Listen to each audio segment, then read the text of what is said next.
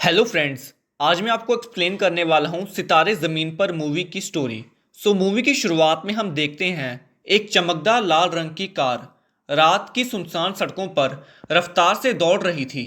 Car के अंदर बैठा था एक शख्स, उम्र करीब 45 के आसपास, आंखें लाल, चेहरा थका हुआ, बाल बिखरे हुए। उसका नाम था गुलशन, जो रोल आमिर खान निभा रहे हैं।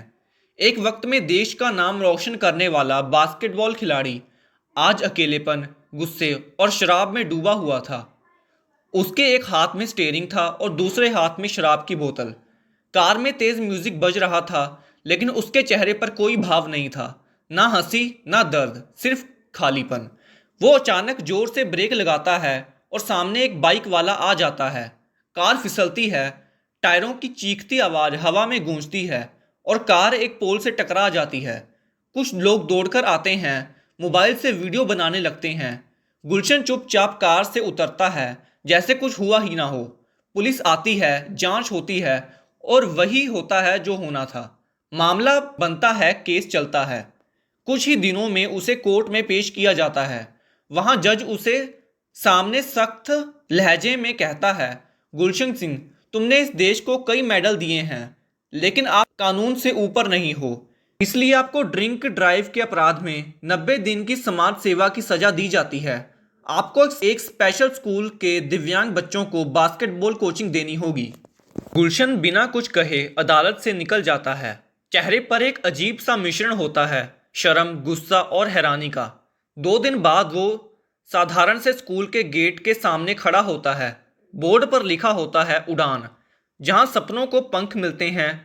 गेट के अंदर बच्चों की आवाजें आ रही हैं, हंसी, चीखें, बास्केटबॉल के उछलने की आवाजें।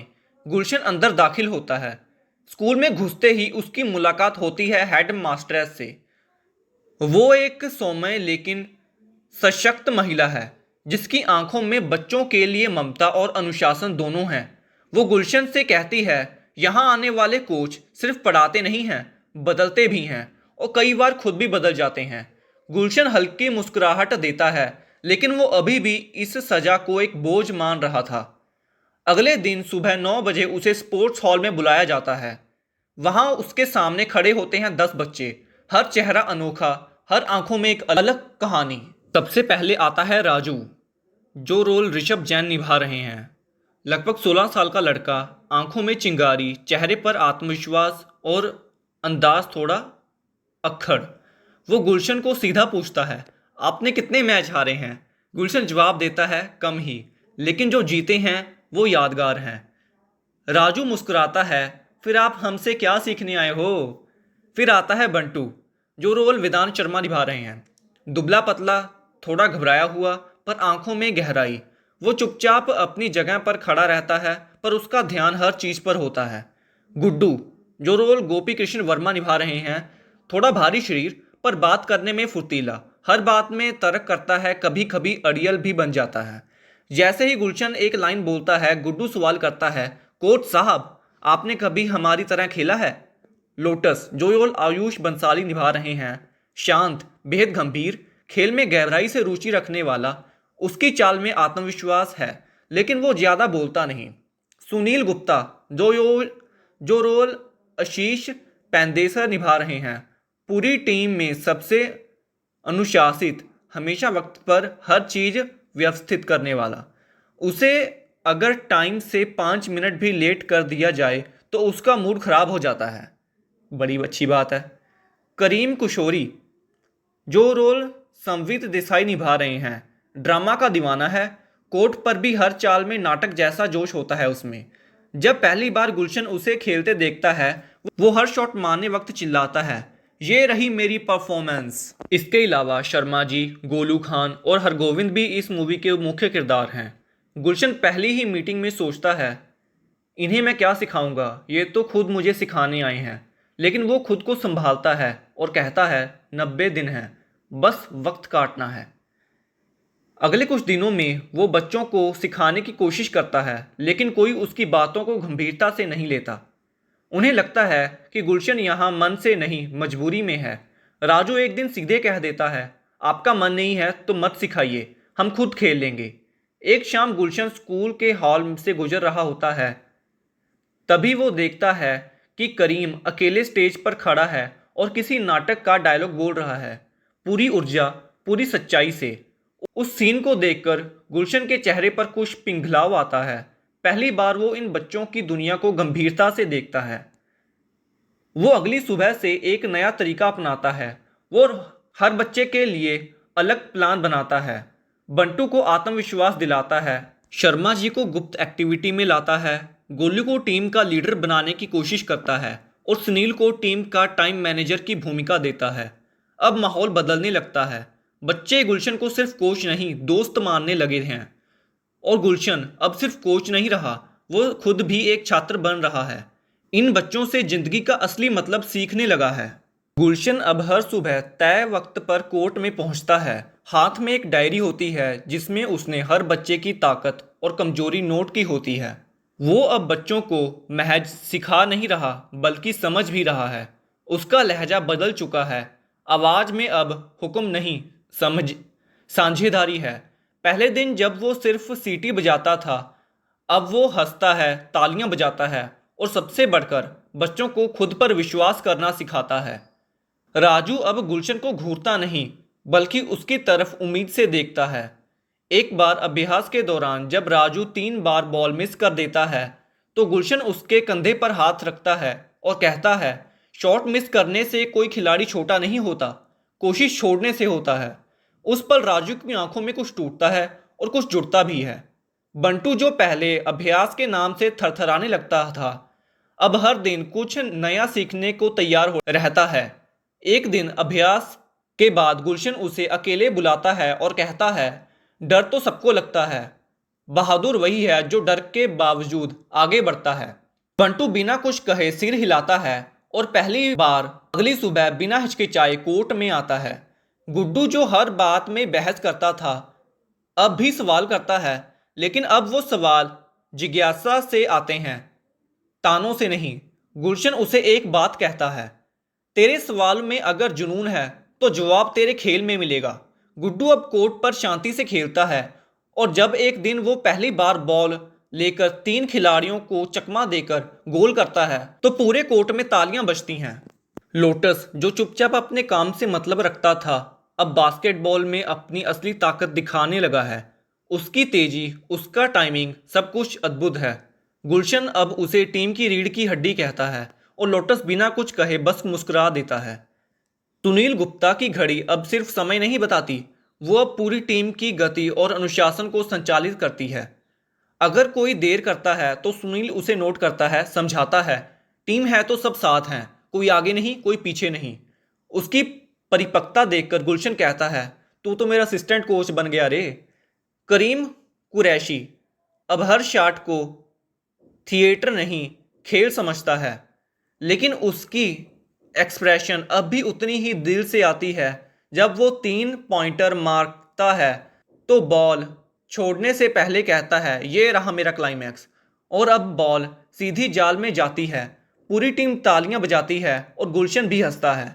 शर्मा जी जो पहले हाथ कांपते थे, अब पासिंग और डिफेंस में माहिर हो रहे हैं। गुलशन जब उसे एक बार अकेले बैठे देखता है तो पूछता है, क्यों शर्मा जी, आज चुप क्यों हो? तो शर्मा जी धीरे से मुस्कुराते हैं और कहते हैं, अब डरने से ज़्यादा खेलने में मज़ा आता है। गोलू खान जो शुरुआत से ही तेज थी, अब कप्तान की तरह टीम को जोड़े रखती है। वो सबसे छोटी खिलाड़ियों को उत्साहित करती है, अभ्यास के बाद सबका ध्यान रखती है। गुलशन एक दिन उसे कहता है, अगर मैं तुझे लड़कों की टीम का कैप्टन बना दूं तो। और गोलू सीना तानकर कहती है, तो लड़कों को कोई दिक्कत नहीं होगी कोच साहब, मैं उन्हें भी सिखा दूंगी। हरगोविंद अब भी बातूनी है, लेकिन अब उसकी बातों में बच्चों को हंसाती है और दबाव कम करती है। टीम थक चुकी हो तब उसका एक छोटा सा चुटकुला पूरे माहौल को हल्का कर देता है। गुलशन अब अपने अंदर भी बदलाव महसूस करता है। पहले जो दिन गिनता था, अब वो घड़ी नहीं देखता। अब उसकी डायरी में बच्चों के नाम के आगे तारीफ के शब्द होते हैं। अब वो जब बच्चों को हारते हुए देखता है तो उनकी कोशिश पर गर्व करता है। एक दिन स्कूल में एक बोर्ड मीटिंग होती है। तय होता है कि इस बार उड़ान स्कूल की जिला स्तरीय इंटर स्कूल बास्केटबॉल प्रतियोगिता में भाग लेगी। ये पहली बार है जब स्पेशल स्कूल की टीम रेगुलर स्कूल के खिलाड़ियों से भिड़ेगी। सबको लगता है कि वो सिर्फ पार्टिसिपेशन के लिए जाएंगे, लेकिन बच्चों और गुलशन के लिए ये एक युद्ध है, खुद को साबित करने का। गुलशन अपनी पूरी ताकत लगा देता है। सुबह 6 बजे से शाम 7 बजे तक अभ्यास, हर दिन एक नई रणनीति, हर बच्चे के लिए एक नया रोल। वो अब सिर्फ कोच नहीं, एक योद्धा बन गया है जो अपनी सेना के साथ मैदान में उतरने की तैयारी करता है। 3 हफ्तों के भीतर जब टीम तैयार होती है तो उनमें सिर्फ कौशल नहीं होता, जज्बा होता है, जुनून होता है। और गुलशन को लगता है कि उसने जिंदगी में पहली बार कोई असली टीम तैयार की है। आखिरी अभ्यास के दिन सभी बच्चे कोर्ट में एक गोला बनाकर खड़े होते हैं। गुलशन उनके बीच आता है और बिना डायलॉग बोले बस उन्हें देखता है। सबकी आंखों में चमक है, आत्मविश्वास है। गोलू कहती है, कोच साहब, कल हम सिर्फ खेलने नहीं, जीतने जा रहे हैं। गुलशन मुस्कुराता है, तुम सब पहले ही जीत चुके हो, बस दुनिया को दिखाना बाकी है। सुबह की हल्की सी ठंडक के बीच स्कूल की बस धीरे धीरे जिला टूर्नामेंट स्थल की ओर बढ़ रही थी। अंदर बैठी टीम में जज्बा था, जोश था। बच्चे एक दूसरे की उत्साहित कर रहे थे, अपनी अपनी जर्सियों को बार बार ठीक कर रहे थे। पहली बार उन्हें ऐसा महसूस हो रहा था कि वो असली टीम है और इस बार वो शामिल होने नहीं बल्कि मुकाबला करने जा रहे हैं। गुलशन बस में सबसे पीछे बैठा था। उसकी आंखों में गर्व था। आज जिन बच्चों को वो लेकर जा रहा है वो अब उसकी ज़िंदगी का सबसे अहम हिस्सा बन चुके हैं। प्रतियोगिता स्थल पर पहुंचते ही उनकी टीम पर सबकी निगाहें आती हैं। कुछ रेगुलर स्कूल के कोच आपस में बात कर रहे थे। ये वो स्पेशल स्कूल के बच्चे हैं, शायद पहले ही राउंड में बाहर हो जाएंगे। कोई खिल्ली उड़ा रहा था, कोई दया की नज़रों से देख रहा था, लेकिन गुलशन ने बच्चों को पहले ही समझा दिया था, कभी दया से मिली तालियां तुम्हारी मेहनत से मिली जीत से बड़ी नहीं हो सकती। पहला मुकाबला एक बहुत ही तेज और अनुशासित टीम के साथ था जो लगातार 3 बार जिला विजेता रही थी। जैसे ही पहला क्वार्टर शुरू हुआ, उड़ान स्कूल की टीम घबरा गई। उनके सामने लंबाई में ऊंचे, गति में तेज और तकनीक में अनुभवी खिलाड़ी थे। पहले 5 मिनट में स्कोर 12-2 हो गया। विरोधी टीम ने जैसे हवा में बॉल को नचाकर बास्केट में डालना शुरू कर दिया था। राजू ने बॉल को मिड कोर्ट पर खो दिया, गुड्डू ने गलत पास किया और बंटू बार बार ब्लॉक हो रहा था। दर्शकों के बीच से हंसी की आवाज़ें आने लगीं। गुलशन ने तुरंत टाइम आउट लिया। बच्चे चुपचाप नीचे गर्दन झुकाए बैठे थे। गुलशन ने धीरे से कहा, तुम्हारी हार तुमसे नहीं, तुम्हारे डर से हो रही है। अब बताओ, क्या तुमने हार मान चुके हो? सब चुप थे, लेकिन गोलू खड़ी हुई और बोली, नहीं कोच साहब, हार तब होगी जब हम खेलना बंद करेंगे, और हमने तो अभी खेलना शुरू भी नहीं किया। उस वक्त बाकी सभी बच्चों के चेहरे पर एक अलग तेज दिखाई दिया। खेल दोबारा शुरू हुआ, अब एक अलग मानसिकता से। लोटस ने शानदार डिफेंस किया, करीम ने एक 3 पॉइंटर मारा और शर्मा जी ने पहली बार एक स्टीक पास दिया जिससे राजू ने फास्ट ब्रेक में बास्केट दिया। दर्शकों की हंसी अब तालियों में बदलने लगी थी। मुकाबला धीरे धीरे कांटे का होने लगा और जब अंत में स्कोर 38-38 हुआ, अंतिम सेकंड में गोलू ने एक रिबाउंड लिया और बिना हिचक के गोल दबा दिया और उड़ान स्कूल की टीम ने पहला मुकाबला जीत लिया। पूरी टीम दौड़कर एक दूसरे से लिपट गई। बाहर खड़े लोगों की निगाहें अब तारीफ से भरी हुई थीं। कई कोच अपनी टीम से कह रहे थे, इनसे कुछ सीखो, ये सिर्फ खिलाड़ी नहीं, योद्धा हैं। अगले कुछ दिन बच्चों के लिए बहुत चुनौतीपूर्ण रहे। हर दिन नया मुकाबला, हर दिन अलग रणनीति, हर दिन मानसिक और शारीरिक थकावट।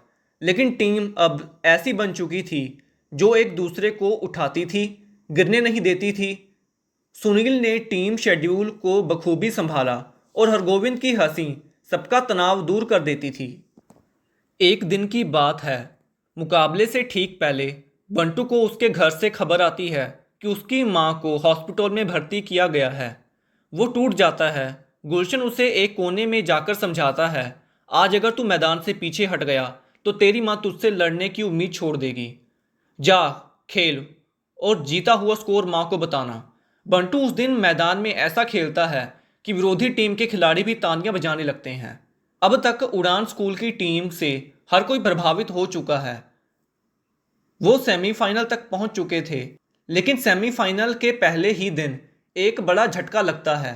टीम के खेल के एक वीडियो को सोशल मीडिया पर डालकर एक छात्र कहता है, ये बच्चे तो सिर्फ एक नाटक हैं, असली खिलाड़ी नहीं। ये वीडियो वायरल हो जाता है और बच्चों का मनोबल गिर जाता है। टीम के भीतर झगड़े शुरू हो जाते हैं। राजू को लगता है कि कोई उनका मजाक उड़ा रहा है। गुड्डू नाराज हो जाता है। शर्मा जी फिर से अपने खोल में जाने लगते हैं। गुलशन सबको स्पोर्ट्स हॉल में बुलाता है। वहां वो सबसे कहता है, ये वही दुनिया है जो तुम्हारी सफलता देखना नहीं चाहती, लेकिन क्या तुम वही बनोगे जो दुनिया सोचती है। फिर वो बच्चों को खुद की पुरानी तस्वीर दिखाता है, जब वो एक टूटी हुई टीम का हिस्सा था जिसमें कभी कोई मैच नहीं जीता था, और फिर उस टीम की तस्वीर जब उनमें नेशनल कप उठाया था। इन दोनों में फ़र्क सिर्फ हौसले और भरोसे का है। तुमने मेहनत की है, अब खुद पर भरोसा रखो। बच्चे फिर से एकजुट हो जाते हैं। अब सेमीफाइनल उनके लिए सिर्फ मैच नहीं, एक जवाब है। वो सेमीफाइनल में उतरते हैं, खेलते हैं जैसे किसी ने उन्हें छेड़ दिया हो। हर खिलाड़ी अपना 200% देता है। विरोधी टीम की तकनीक रूप से बेहतर थी, लेकिन उड़ान टीम भी भावना अजेय थी। मैच का हर पल रोमांच से भरा हुआ था और आखिरी 10 सेकंड में गोलू ने शानदार ब्लॉक के बाद पास दिया राजू को, जिसने हवा में छलांग लगाकर बास्केट दिया। मैच जीतने के बाद बच्चों की आंखों में आंसू थे, लेकिन वो हार के नहीं, जज्बे के थे। गुलशन दूर खड़ा बस देख रहा था। उसकी आंखें भी भीगी हुई थीं। वो जानता था कि अब ये बच्चे कभी पीछे नहीं हटेंगे। गुलशन की निगाहें कोर्ट की ओर टिकी थीं, जहां उसकी टीम ने दिन भर मेहनत की थी। खिलाड़ी एक एक करके पसीने से तत्पर लेकिन आत्मविश्वास से भरे हुए थे। टूर्नामेंट का फाइनल मुकाबला शुरू होने वाला था। सामने की टीम ना केवल अनुभवी बल्कि उसकी ताकत और कौशल को देखकर हर कोई डर रहा था।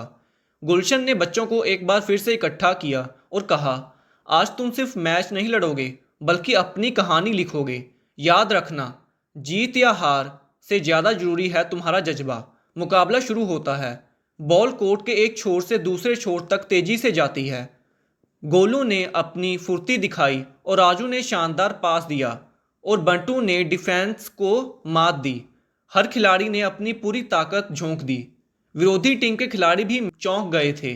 स्कोर लगातार बदल रहा था। मुकाबला कड़ा था। आखिरी मिनट में जब स्कोर बराबर था, गुलशन ने टीम को प्रेरित किया, बस एक आखिरी ओवर। गुलशन ने टीम को प्रेरित किया, बस आखिरी जोर और लगाओ, ये तुम्हारा पल है। गोलू ने बॉल पकड़ी और शानदार ड्राइव के साथ बास्केट में गेंद डाल दी। पूरी कोर्ट तालियों से गूंज उठा। टीम ने जीत हासिल की। बच्चों में खुशी की सीमा ना थी। गुलशन की आंखों में आंसू थे। उसे पता था कि यह सिर्फ एक मैच नहीं बल्कि एक नई शुरुआत थी। इस जीत ने केवल टीम का मनोबल बढ़ाया बल्कि समाज में भी उनकी नई पहचान बनाई। अब बच्चे सिर्फ प्रतिभाशाली नहीं, प्रेरणा बन चुके थे। गुलशन ने समझा कि असली कोचिंग तो यही है, दिल से जुड़ना, भरोसा करना और कभी हार ना मारना। इसी के साथ ये मूवी खत्म हो जाती है।